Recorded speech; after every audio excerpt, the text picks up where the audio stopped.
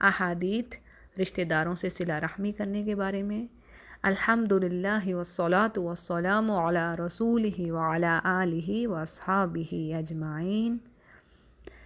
اللہ سبحانہ وتعالیٰ فرماتے ہیں واتقوا اللہ الذی تساءلون بہ والارحام، سورہ نساء کی آیت ہے کہ ڈرو اس رب سے جس کے واسطے سے تم ایک دوسرے سے سوال کرتے ہو، اور رشتہ داریوں کو توڑنے سے بچو۔ یعنی یہاں پر اللہ سبحانہ تعالیٰ مومنوں سے کیا فرما رہے ہیں، کیا حکم دے رہے ہیں کہ رشتہ داریوں کو توڑنے سے بچو، صلہ رحمی ادا کرو۔ پھر اسی طرح ایک اور جگہ پر بات آتی ہے والذین یصلون ما امر اللہ بہ ان یوصل، یعنی یہ نیک لوگوں کی خوبی ہے، ان کی کوالٹی کیا ہے کہ وہ رشتہ داریوں کو جوڑتے ہیں جنہیں اللہ نے جوڑنے کا حکم دیا ہے، یعنی صلہ رحمی ادا کرتے ہیں۔ اور صلہ رحمی کا مطلب کیا ہے؟ یعنی رشتہ داروں کے ساتھ حسن سلوک کرنا، ان سے ہر صورت میں تعلق جوڑ کر رکھنا، یہاں تک کہ اگر رشتہ دار آپ سے تعلق توڑ رہے ہیں، بد اخلاقی کا مظاہرہ کر رہے ہیں، تو بھی ان کے ساتھ جو اللہ نے طریقہ کار کا ہے، یعنی اللہ نے جو تعلق جس طریقے سے جوڑنے کا حکم دیا ہے اس کو قائم رکھنا۔ اور حقیقت کیا ہے کہ یہ کام ہے بڑا صبر والا۔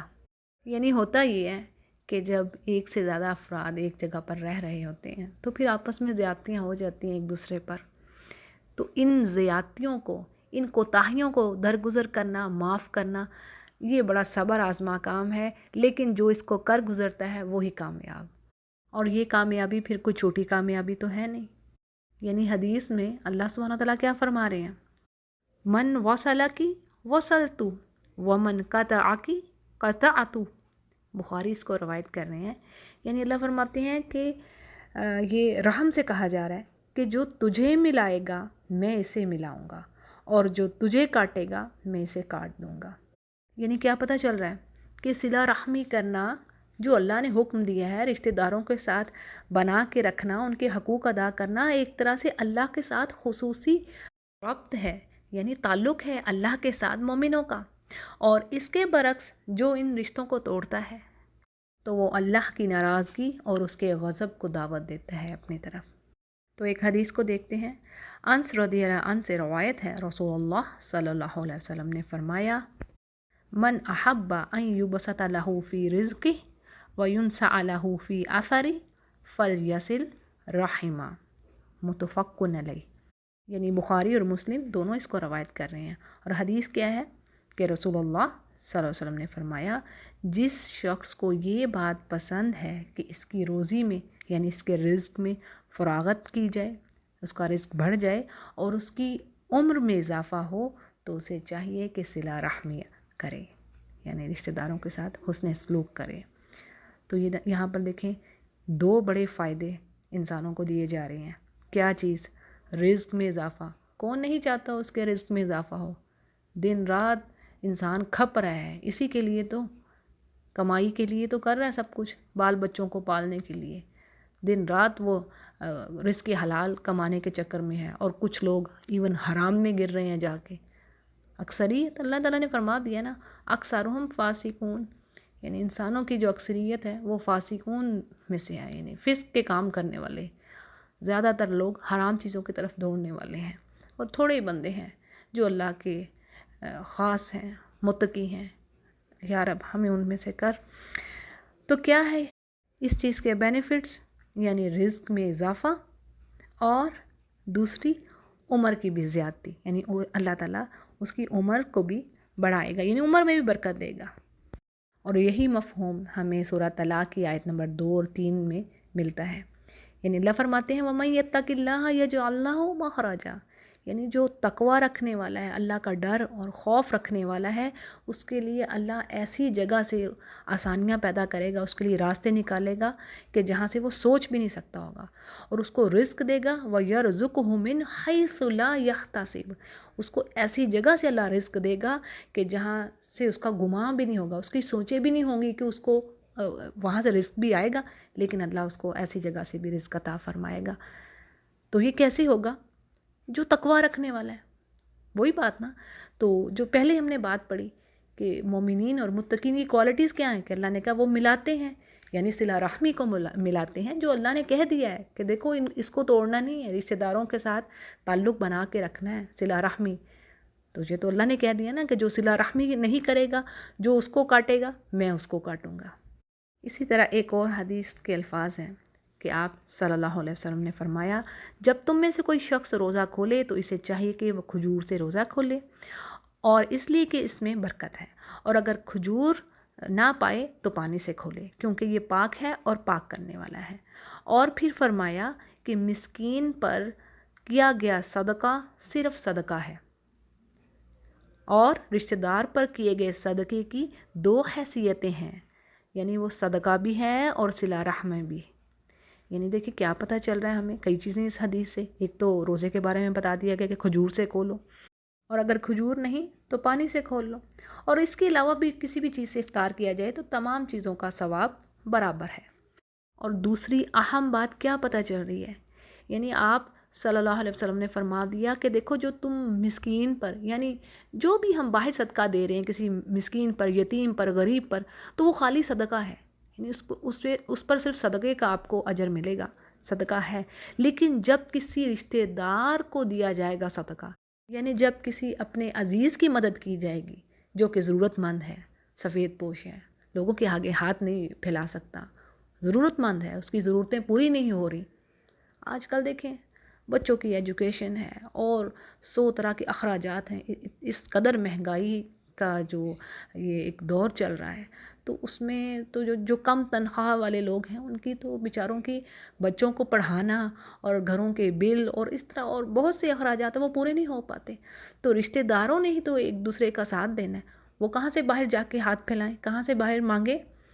تو یہ بات ہے کہ جب رشتہ داروں کی مدد کی جائے گی تو وہ اس کی ڈبل اس کی حیثیت ہوگی نا، یعنی صدقہ بھی ہو گیا اور صلہ رحمی بھی ادا ہو گئی، یعنی اس بات پر دوہرا اجر۔ تو کون ہے جو اس کو مس کرے گا؟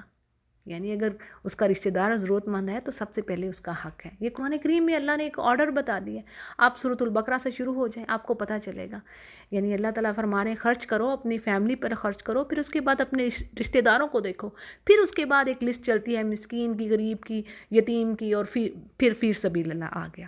لیکن ایک جو ترتیب ہے وہ نہیں بدلتی، رشتہ داروں کا حق اول، آپ سارے قرآن کریم میں چیک کریں۔ تو سبحان اللہ، یہ ہمارا دین بڑا خوبصورت ہے، اور اس میں ہر وہ بات ہم پاتے ہیں جو معاشرے کو خوبصورت بنا دے۔ اسی طرح ایک اور حدیث ہے جو بڑی اہم ہے، تھوڑی سی لمبی ہے لیکن ہم اس کو دیکھتے ہیں۔ عبداللہ بن مسعود کی اہلیہ سیدہ زینب رضی اللہ عنہا سے روایت ہے کہ رسول اللہ صلی اللہ علیہ وسلم نے ہمیں یعنی ہم عورتوں کو یہ نصیحت کی اور فرمایا کہ اے عورتوں کی جماعت، تم صدقہ کیا کرو چاہے تمہیں اپنے زیورات ہی میں سے کرنا پڑے۔ حضرت زینب بیان کرتی ہیں کہ میں اپنے خاوند عبداللہ بن مسعود کے پاس واپس آئی اور ان سے کہا کہ تم تھوڑی کمائی کرنے والے آدمی ہو، اور رسول اللہ صلی اللہ علیہ وسلم نے ہمیں صدقہ کرنے کی ترغیب دی ہے، تو تم رسول اللہ کے پاس جاؤ اور ان سے پوچھو کہ وہ صدقہ اگر میں تمہیں دے دوں تو وہ کیا مجھ سے کفایت کرے گا، ورنہ پھر میں تمہارے علاوہ کسی اور کو دے دوں۔ عبداللہ بن مسعود نے کہا کہ آپ خود ہی جا کر پوچھو۔ سو وہ وہاں پر گئیں تو وہاں رسول اللہ صلی اللہ علیہ وسلم کے دروازے پہ ایک اور انصاری عورت بھی کھڑی تھی، اور اس کی بھی وہی ضرورت تھی جو حضرت زینب رضی اللہ عنہا کی تھی، اور وہ دونوں خواتین نبی کریم صلی اللہ علیہ وسلم کے رعب و دبدبہ کی وجہ سے اندر جانے کی جرت نہ کر سکی۔ اتنے میں بلال رضی اللہ عنہ باہر نکلے اور ان دونوں نے کہا کہ رسول اللہ صلی اللہ علیہ وسلم کو جا کر بتلاؤ کہ دروازے پر 2 عورتیں کھڑی ہیں اور یہ مسئلہ پوچھتی ہیں کہ اگر وہ اپنے خامدوں پر اور ان کی گودوں میں زیر پرورش یتیموں پر صدقہ کریں تو کیا یہ صدقہ جائز ہوگا، یعنی یہ شرعاً کافی ہو جائے گا، لیکن رسول اللہ صلی اللہ علیہ وسلم کو ہمارے بارے میں نہ بتلانا۔ سو بلال رضی اللہ عنہ رسول اللہ صلی اللہ علیہ وسلم کی خدمت میں تشریف لے گئے اور جا کے آپ سے مسئلہ پوچھا، تو آپ صلی اللہ علیہ وسلم نے فرمایا یہ 2 عورتیں کون ہیں؟ حضرت بلال نے کہا ایک انصاری عورت ہے اور دوسری زینب۔ رسول اللہ صلی اللہ علیہ وسلم نے پوچھا کون سی زینب؟ انہوں نے کہا عبداللہ بن مسعود رضی اللہ عنہ کی اہلیہ۔ رسول اللہ صلی اللہ علیہ وسلم نے فرمایا انہیں جا کر کہو کہ ان کے لیے دگنا اجر ہے، ڈبل اجر ہے، ایک رشتہ داری کا اجر اور دوسرے صدقے کا۔ اس کو بخاری اور مسلم روایت کر رہے ہیں۔ دیکھیں اس کے کتنے بینیفٹس ہمیں پتہ چل رہے ہیں کہ عورت اپنے خاوند کو صدقہ اور زکوٰۃ کی رقم بھی دے سکتی ہے اگر وہ غریب ہے، یعنی ایک کنڈیشن ہے، اگر وہ اس قابل نہیں ہے کہ وہ اپنے بال بچوں کا پیٹ پال سکے یا ان کی ضروریات کو پورا کر سکے، تو اگر عورت پہ زکوٰۃ لاگو ہوتی ہے، یعنی عورت کے پاس مال ہے تو وہ اپنے خاوند کو زکوٰۃ دے سکتی ہے اور صدقہ بھی کر سکتی ہے۔ مگر اہم بات یہ کہ خاوند اپنی عورت کو زکوٰۃ نہیں دے سکتا، کیونکہ خاوند عورت کا کفیل ہے، یعنی اس کے نان نفقے کا ذمہ دار ہے، تو وہ اسے زکوٰۃ نہیں دے سکتا۔ ہاں، عورت زکوٰۃ دے سکتی ہے کیونکہ وہ اس کی کفیل نہیں ہے۔ یعنی اہم اصول یہ کہ جن کا نان نفقہ یعنی جن کی ذمہ داری آپ پر واجب ہے، آپ ان کو زکوٰۃ کی رقم نہیں دے سکتے، ٹھیک ہے؟ جیسے انسان کی بیوی، بچے اور والدین، یہ وہ ہیں افراد جن کی ذمہ داری مرد پر واجب ہے، ان کو وہ زکوٰۃ ہرگز نہیں دے سکتا۔ اسی طرح ایک اور حدیث میں آپ صلی اللہ علیہ وسلم نے ایک صحابیہ سے یہ کہا کہ وہ اگر اپنے ماموں کو صدقہ دیتی تو بہت اچھا ہوتا۔ یعنی ان احادیث سے ہمیں کیا پتہ چل رہا ہے کہ رشتہ داروں کو اولین ترجیح دینی ہے، ان کو پریفر کرنا ہے صدقہ خیرات دینے میں اگر وہ ضرورت مند ہیں۔ تو جی یہ تھی چند احادیث اور ان کی اہمیت رشتہ داری نبھانے کے بارے میں۔ وآخر دعوانا ان الحمد للہ رب العالمین۔